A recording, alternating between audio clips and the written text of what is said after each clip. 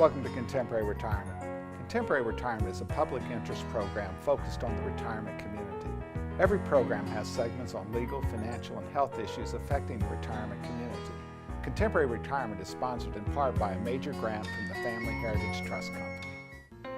Contemporary Retirement is sponsored by Family Heritage Trust Company. The Family Heritage Trust Company is an independent bank chartered trust company established by local professionals to provide fiduciary services including fee-based investment advice, trust services, retirement planning, and tax planning. The Family Heritage Trust Company is committed to client service in our communities. For more information, call the Family Heritage Trust Company at 301-631-5900. Contemporary Retirement is sponsored in part by a grant from R. Thomas Murphy & Associates, P.C. R. Thomas Murphy & Associates is one of Franklin County's leading law firms, emphasizing estate, trust, elder law, and medical assistance planning. Welcome to the Is It Legal feature on Contemporary Retirement. Is It Legal focuses on the legal issues affecting the retirement community. With me today is Tom Murphy from the R. Thomas Murphy Law Firm with offices in Waynesboro, Chambersburg, and McConnellsburg. Welcome to the show, Tom. Good morning. Tom, we've been talking about Medicaid traps. Sure.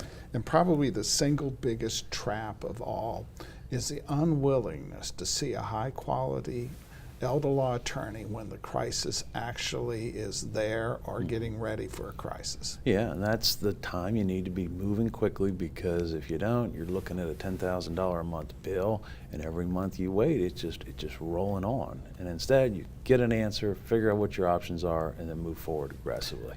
And we find that unfortunately in Maryland, they will allow any lawyer to claim that they're an elder law attorney premised on the basis that they did legal research. One lawyer's just as good as another.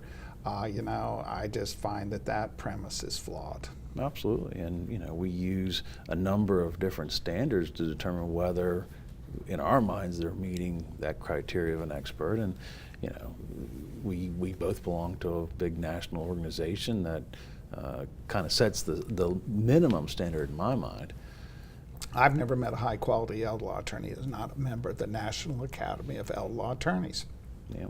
And we tell clients every day, as you're talking to us, we understand that your friends and neighbors and children are telling you their lawyer said this or their lawyer said that, or you can't do this, and I tell them every day, I give them the filter.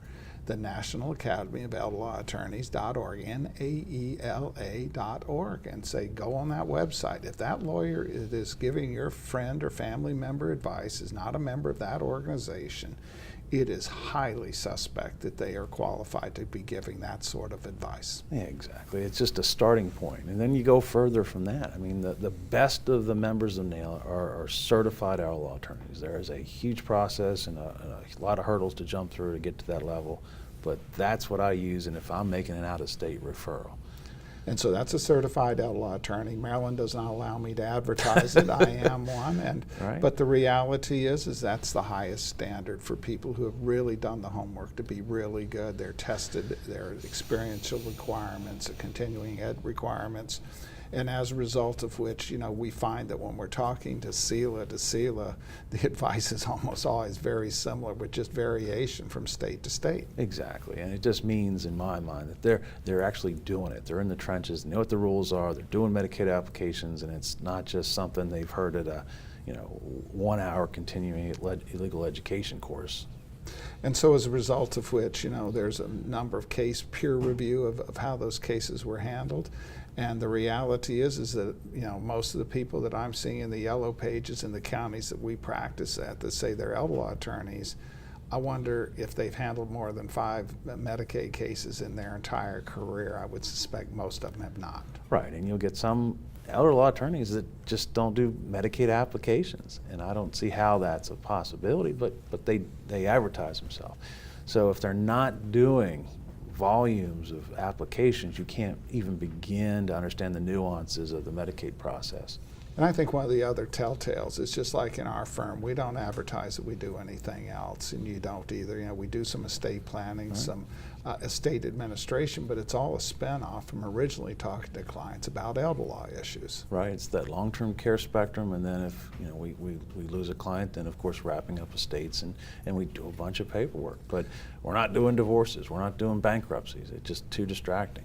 Auto accidents and so forth. You know, and so the reality of it is, NAELA, National Academy of Elder Law Attorneys, and the gold standard is a CELA, Certified Elder Law Attorney. Absolutely, that's what you want in the elder law world.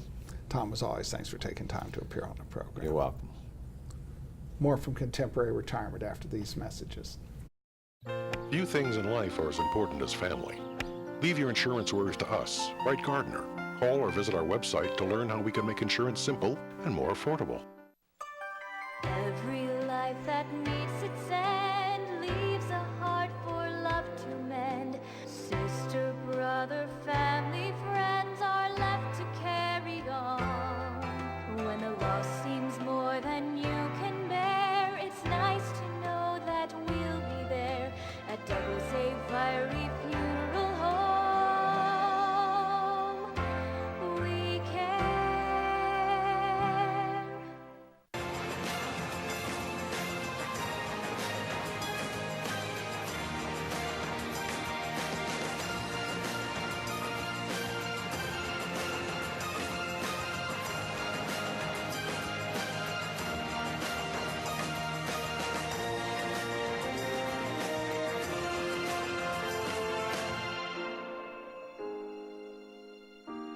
Call Ed Lowe to help put your mind at ease. Welcome to a special guest feature on Contemporary Retirement. This segment focuses on various issues which are of importance to the retirement community. I have with me today Matt Hurley from Hurley Auctions. Welcome to the show, Matt. Hi, Mike. You know, in this area, we have a lot of historic stuff. You know, we particularly have Civil War stuff. You know, this was unfortunately a hotbed of Civil War activity. And so there's a lot of people interested in this stuff. And you talk about something called provenance. Now, what the heck does that mean? That is a very important word. It means the origin. Where did it come from? Who owned it? How did it get to where it is today? And so the more we know about its history, the more valuable it is. And so you may not have a complete idea, but even if you can identify where it came from, right. that still improves its value. That's right, it does. All right, so you know, we have some interesting things here that oftentimes we're dealing with where people have been collecting them for a lifetime. And this particular gentleman did you a big favor because he said where it came from. As he collected it, he put notes on everything. So first we have a Civil War scabbard, and he says where he bought it. It was at Sharpsburg, bought at Braddock Heights. And so which family it was from, and it was from Sharpsburg. And so the fact that we know that adds a lot of value. All right, now I know that you like to tell a story that there was a similar saber that a guy on Antiques Roadshow theoretically was going to get $20,000. This was so funny. We sold a saber just like this one time, and it sold for like $2,000, which was a great price. And after the auction, this little old man came over and said, "What kind of auctioneer are you?" "I saw one on Antiques Roadshow that sold for $20,000. And I remember seeing that on Antiques Roadshow, but he didn't remember that down the side of that one it said General Robert Lee or something like that, where mine was found in Leitersburg in a fence row. And so if you can say who owned it and prove it. I brought a picture. Sometimes, I don't think you can zoom in on this, but this is a Civil War soldier holding his sword. Now, if we're selling the sword and the picture and a letter home from the soldier, it all adds to value. It creates a story. And so if you have things and you know their history, write it down. Your grandchildren won't know the history. Your children won't know the history. And this is one of the crucial factors of using an auctioneer like yourself, because you're going to have 19,000 people looking at this stuff. Yeah. It's not going to depend on who showed up one day and whether That's the right. weather was good or bad, or that they even realized a collector was selling stuff at that sale. Yeah, this will be a fun auction. We will ship things all over the country, possibly all over the world. There's over 1,000 pieces. This man had assembled thousands and 1,000 lots, and some of those lots have 100 pieces. So this stuff will go all over the world because it's going to be sold online. Now here's another one which doesn't look that different than the other, but what's the difference? Well, the neat thing about this one is it tells us it's an 1840 cavalry sword, but it was found at Antietam. And so he identified where it was found. We have a belt buckle that was found, and even narrowed it down to it was at the East Woods at Antietam. Can you show and that? so, yeah, so a U.S. buckle, and it has a tag, and it says East Woods, Antietam. So anything I can tell that story makes it more valuable. All right, so we have some spurs here. Yeah, spurs, and we know that they're Confederate swords. And they were purchased at a local auction, but they were at Antietam. And so all found at Antietam. And so again, the more we can tell somebody, the more it brings. We had a Frank Feather cane one time. They always bring a lot of money, but we had the carving tools that the man used to carve them, and also a letter from the grandfather saying, this is from Frank Feather, I acquired it from him. And it just went crazy because we could tell the story. And Frank Feather is particularly a unique story because he basically lived in people's barns. He was a hobo. And he carved canes and gave them to the people as compensation. Yeah. Those things are worth a lot of money today. My record's $17,000 for a cane. So they bring a lot of money. All right, so what's this last piece here? Last piece, this is a Civil War bit, but it was found in Harper's Ferry, West Virginia. And so Civil War bit, but again, everything in this man's house had this little tag. And so as he acquired it, he wrote down the history, if he knew who owned it, where it was found. And I tell you, it'll make a big difference in this man's auction because we now know a little bit of history about each item. So the buyers will like that. Yeah, and you know, in the Civil War in particular, you know, we've had a dispersion of population, so a lot of the people that grew up in this area don't live here anymore, That's but right. they're still interested in this stuff. And so by having an international auction such as you have, it allows somebody that has an interest from California to bid on it, or an interest, you know, even if they're overseas, to bid on items here. We just printed a report here at the end of the year of some of the auctions we did. We've mailed things to 23 different states. From some of the auctions that we've done, and it's all because they're buying from the internet. They're all over the country, all over the world, and so this will be so much fun to see where these pieces end up. And so once again, you know, the convenience, you know, people look at a house, they're daunted by the house, you just call you up, you'll come out, you'll take a look at it, and literally, you know, from an average house, it might be 4 weeks from the time you start to the time that you're done and you've taken care of everything for them. Yeah, usually within a week, we can do the main setup and get it organized and ready to sell. Within 30 days, it's done. It's empty, it's cleaned, it's ready to be sold. And the stuff that had value got value. The That's stuff right. that's charitable goes there, and family stuff. donated. Yeah. Matt, as always, thanks for taking time to appear on the show. How can they get a hold of you? They can go to our website, it's hurleyauctions.com, or give us a call at 717-597-9100. Thanks, Matt. You're welcome. More from Contemporary Retirement after these messages. Tranquility at Fredericktown Assisted Living and Memory Care provides a warm, home-like atmosphere that promotes daily life enrichment. At Tranquility, our medical director is a geriatric physician. Our professionals support and understand the various stages associated with Alzheimer's and dementia. We have on-site physical, occupational, and speech therapists, as well as around-the-clock licensed nurses. For more information, give Tranquility at Fredericktown a call today, because everyone deserves great care. Let us do the caregiving so you and your loved one can embrace life again.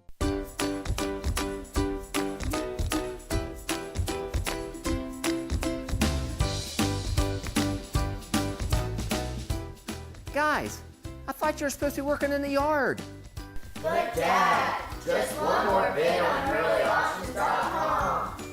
If you haven't visited hurleyauctions.com, you don't know what you're missing. Whether you're buying or selling, antique cars, tractors, boats, or real estate, you can do it all at hurleyauctions.com. Get to know Dr. Carrie Hesley at Diagnostic Imaging Services. What I find most rewarding is caring for women through our Women's Imaging Center. We have a caring staff that will ease patients through an ultrasound, bone densitometry, breast biopsy, or mammogram. Our health team is sensitive to emotions involved in women's imaging and understands that every woman is at risk for breast cancer. Providing the community with a center that is so dedicated to breast health and the imaging needs of women is something special. DIS Women's Imaging Center, providing women with progressive care. Welcome to Contemporary Health Scene. Contemporary Health Scene focuses on the health issues affecting the retirement community. With me today is Gabrielle Henry, Director of Greenfield Assisted Living. Welcome to the show, Gabby. Good morning, Mr. Day. You know, as we talk about assisted living, you know, we have a lot of challenges here, and we also have a great change in the delivery system itself. So the first challenge we have whenever we're dealing with people that are at risk today is when you say assisted living, they hear nursing home. Yes, that is correct. Now, the dynamics of an assisted living have changed throughout the years. We are able to apply all the resources we have as a skilled nursing setting would have, except it's a lower scale, where not a lot of seniors need that skilled nursing need. And there's a lot of cost factors in this. It's also the delivery system itself. People are being put out in hospitals when they're not yet fully recovered. They're going to skilled care and they're being discharged from there when they're not yet fully recovered. And so people don't realize that oftentimes the assisted living is a part of that care spectrum, even if a person were going to be going home. Yes, that is correct. We actually receive a lot of our residents from a rehab facility where they have been discharged from rehab, but they were not really ready to go back home. And their families felt more comfortable to have them live in an assisted living where they can still receive some rehab, some physical therapy, occupational therapy, speech therapy, but still be enclosed in an environment that keeps them safe. Yeah, and oftentimes that person does not have support structure at home, so they need 7x24 support.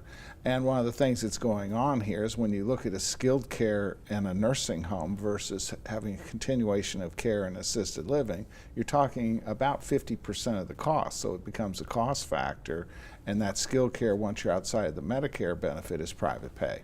Yes, that is correct. And in assisted living, now I can't compare prices, but I do know an assisted living is generally about half the cost of per month compared to a skilled nursing setting. And so as you work through this environment, we talk to people about, it's about safety first. The care plan is always first. The care plan is not dictated to people, but it has to take into consideration all of their limitations. Now, your facility is unique in this marketplace because it addresses dementia exclusively. Yes, so we are licensed for 56 residents at one time. So we tailor all of our care needs to memory care. So we specialize in dementia and Alzheimer's care.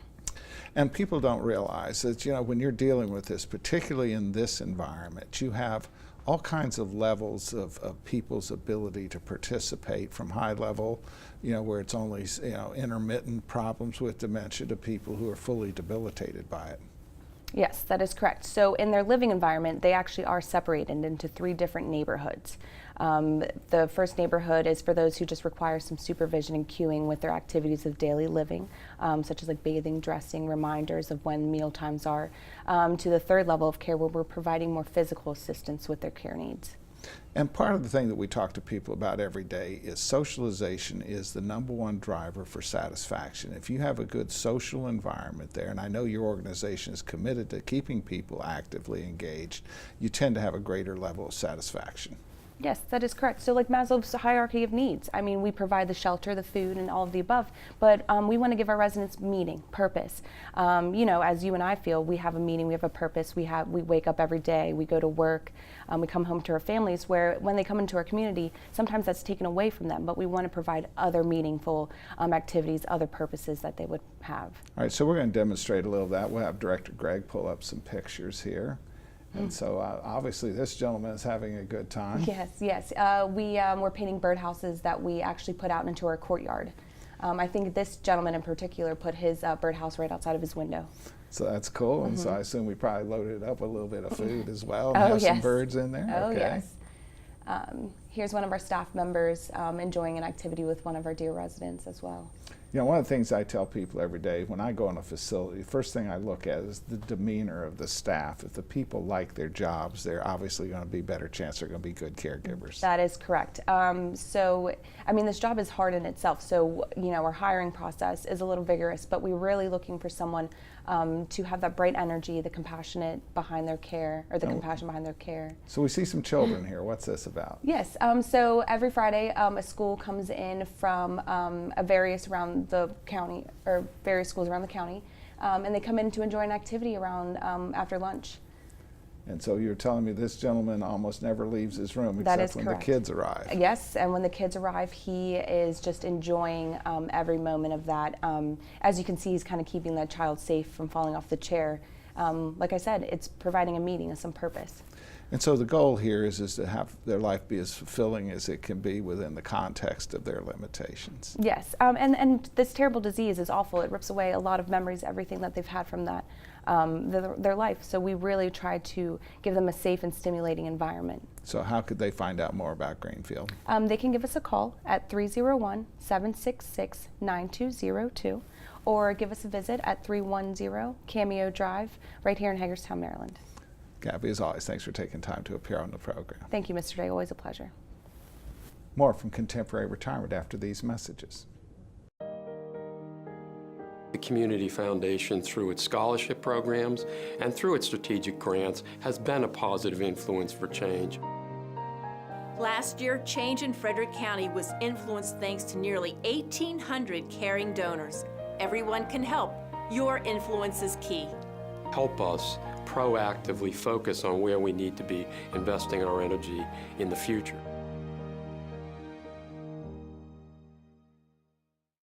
Albright, Crumbacher, Mal & Idell are a full-service firm that provides elder care services including managing incoming bills, bill payment, depositing checks, balancing bank statements, and preparing, planning, and filing personal tax returns. Put your mind at ease and call us today. Welcome to the Making Sense feature on Contemporary Retirement. Making Sense focuses on the financial issues affecting the retirement community. With me today is Christian Wright, president of Wright, Gardner Insurance. Welcome to the show, Christian. Thank you, Michael. Christian, we talked last week a little bit about custom carriers. First of all, what's the difference between a custom carrier and a standard carrier? Right. A custom carrier is that type of an insurance company who can design insurance coverages for the unique situations, okay? The standard carriers that we refer to are those that offer a cookie cutter type approach policy, one size fits all, with some variations, but they really cannot, they're not designed to cover unique situations. And there's a whole sequence of problems with using standard coverage. And some people say, well, yeah, you're talking about high end, and sometimes it is high end. But there are other things going on as well. One of the classic problems that we have with the standard carriers is that they don't like to cross state lines. Right. They don't like to cross state lines because they typically, the reason why is they don't want to impede upon another insurance agent's territory. They're very territorialized. And so when you have multiple policies, within each policy is an embedded cost of the issuance of the policy and administrative charge. It's not efficient to have multiple policies essentially for the same coverages, but for one house that you have across the river in West Virginia and the same house that you have in Maryland. Absolutely. If you can have it with one carrier, you're exactly right. You have 3 or 4 locations on your policy, you've now taken 3 or 4 administrative charges and thrown them out the window. That's the way it should be done, but unfortunately sometimes it's not done by the standard carriers. And then you get into some other custom carriers. For instance, when we're dealing with coastal areas, Florida, the coastals, a lot of the standard carriers are not covering down there, and yet you want an umbrella policy, and what you don't want to have is this overlaying liability policies with carriers pointing at each other who's going to be responsible. When you use a custom carrier, you can have an umbrella written across multiple policies. Absolutely, and that's one of those things, Michael, that if your viewers understand that, they're well ahead of the game, especially if they do have homes in Florida or a home in Florida or what have you, because that situation just needs to be avoided at all costs. I mean, you should have one umbrella policy that covers you wherever you are, whatever locations you may own. And one of the great challenges that we see, umbrella policies overlay liability above your homeowner's liability, above your auto liability. The initial umbrellas are $1 million, not necessarily appropriate for everybody, and we'll talk about that in a moment. But people say it must be expensive, but actually they have a very large deductible. What do I mean by that? Right. The umbrella does not start paying or defending until the underlying limits are exhausted. So if you had a $500,000 underlying policy, it's essentially buying a policy with a $500,000 deductible. It's not Exactly. paying anything until the underlying's paid out, which is why it's cheap. That's why it's cheaper, right. And your viewers they're not paying that. That $500,000 is fully insured, okay? But you're right, absolutely. And that's why it's less expensive to buy that umbrella. And the higher you go, the less expensive it gets. But one of the problems we have with standard carriers is on whole, they will not issue an umbrella policy that covers uninsured motorists. So as our viewers, who are oftentimes a little older, but they have a 50-year-old child, that child could easily have several $1 million in compensation over the next 15 years, and they don't realize their underlying auto policy and their umbrella policy in most instances does not cover that exposure if somebody hits them with no coverage. Exactly. We did a study a few years ago to find what insurance companies write or offer an umbrella policy over the uninsured motorist portion of the automobile, and it was less than a handful. I mean, it's a shame because your viewers need that coverage, and it's not that expensive to get at all. And then when you need it and it's not there, it can be a real devastating situation. And so oftentimes for an older person, having $500,000 worth of uninsured motorist coverage is okay because they're only looking for medical expenses that perhaps the person who hit them did not cover because they're retired. Right. But that 50-year-old child has huge exposure for kids' educations, Absolutely. their own retirement security, and once again, they need to be paying attention to this. Yeah, absolutely. Now, I know that you once again represent a custom carrier that will actually insure any of those risks that somebody wants to have insured, but it's not a standard carrier. Right, right, and that carrier is Chubb. They've been around a long time. I think they're the best insurance company, especially when it comes to paying claims. They were, the president and chairman of their company came on in 9/11 right after the Twin Towers hit, and they said, look, we'll pay policy limits. We're not looking for an exclusion here to say this was a terrorist act or an act of war, and we're paying. Now, smart or wrong, I think that's very brilliant because the fact of the matter is policyholders buy an insurance policy to pay a claim. Pay claims, okay? So if it's, if the exclusion's not in there, then shame on the insurance company and they should pay the claim. And that's the type of company Chubb is. But you pay more for it, but you're getting paid for your claims then. You pay yes, you always pay for what you get, but Chubb is an absolutely fine carrier. And how could somebody get a hold of you, Chris? Right. Easy number to please call us, 301-733-1234, or come visit us. We're at 100 West Antietam Street in Hagerstown. We would love to have viewers come and visit us. We like to talk to people. We're not robotic, so we would welcome any calls or visitors. Christian, as always, thanks for taking time to appear on the program. Thank you, Michael. Thank you from Contemporary Retirement. Remember a more carefree time? Leave your insurance worries to us, Wright Gardner. Call or visit our website to learn how we can make insurance simple and more affordable.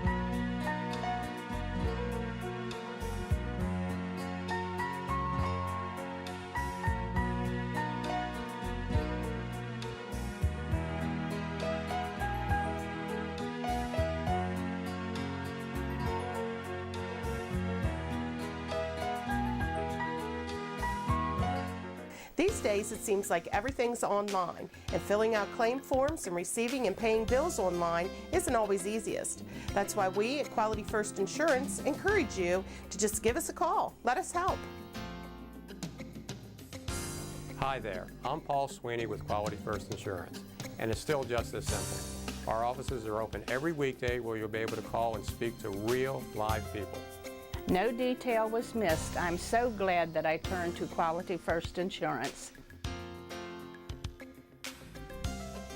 I've recommended Quality First Insurance to my friends who've been just as satisfied. If you're not happy with what you're paying for Medigap, or more importantly, not happy with your service, give us a try. We're locally owned, and we take the time to provide you with the best. We are Quality First Insurance, and our mission is to provide quality products to quality people. Pick up the phone and give us a call today at 800-745-1411.